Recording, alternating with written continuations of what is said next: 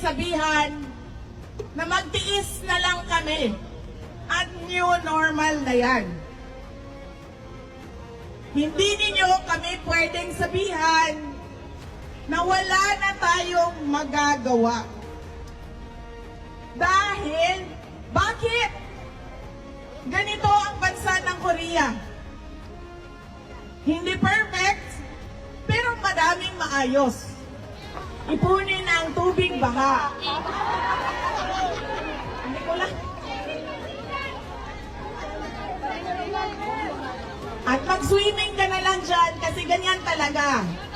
May bagyo, may baha.